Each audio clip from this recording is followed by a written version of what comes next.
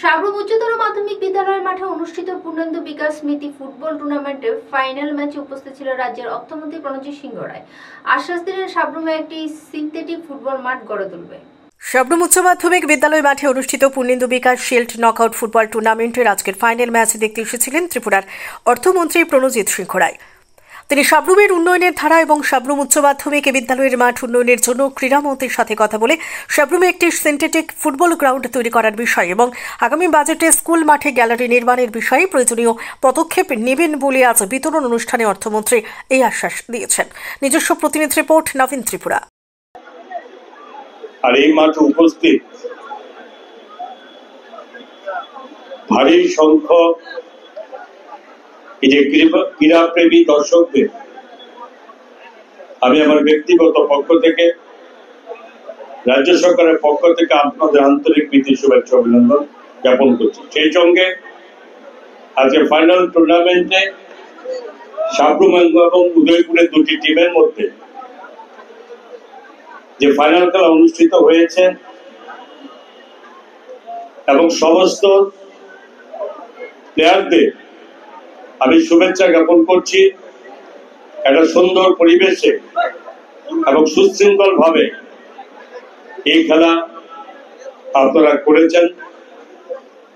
খেলাতে হার জিত আছে, দুই দলই ভালো খেলেছেন এবং 2-1 গোলের ব্যবধানে সাবরুমের যে ফুটবল টিম যারা ফাইনাল চ্যাম্পিয়ন হয়েছেন, আমি তাদের আন্তরিক অভিনন্দন জ্ঞাপন করছি, শুভেচ্ছা জ্ঞাপন করছি। সেই সঙ্গে অবস্থ রানার্স উদয়পুরে যারা প্লেয়াররা খেলেছেন তারাও ভালো খেলেছেন, তাদেরকে আন্তরিক শুভেচ্ছা আমি জ্ঞাপন করছি। পূর্ণেন্দু বিকাশ এই দত্ত এটা খুবই দুঃখের কথা যে সাবরুমের এই মাটির সন্তান সরকারের এমপ্লয়ি ছিল, আকস্মিক দুর্ঘটনায় তার মৃত্যু শুধু সাবরুমবাসী নয়, এত অল্প বয়সে যারা অকাল প্রাণ চলে গেছে তার জন্য আমাদের রাজ্যের সমস্ত মানুষই প্রতীক্ষা করতেছে।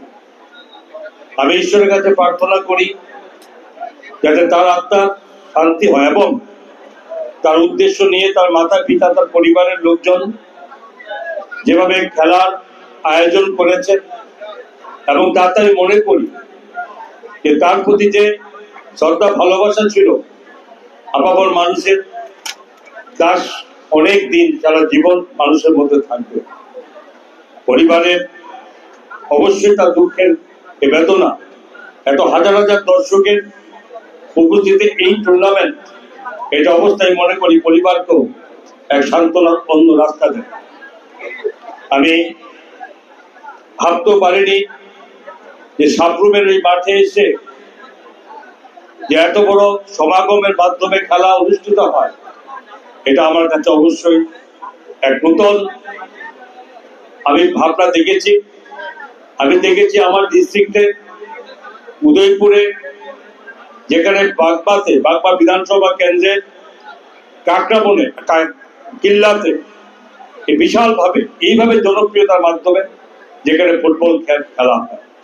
আমি আরো ধন্যবাদ জানাবো এবং এই রাজ্যে যারা জনজাতি অংশের বিশেষ করে যারা ছেলেরা আছে তারা বরাবরই আজকে ফুটবল রাজ্য ফুটবলে অনেক দূর এগিয়ে রয়েছে।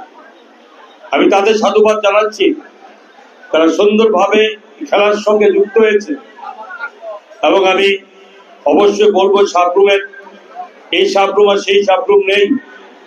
সাবরুম আজকে রাজ্যের একটা শেষ প্রান্ত বলে শুরু হতো যে সাবরুম শেষ প্রান্ত।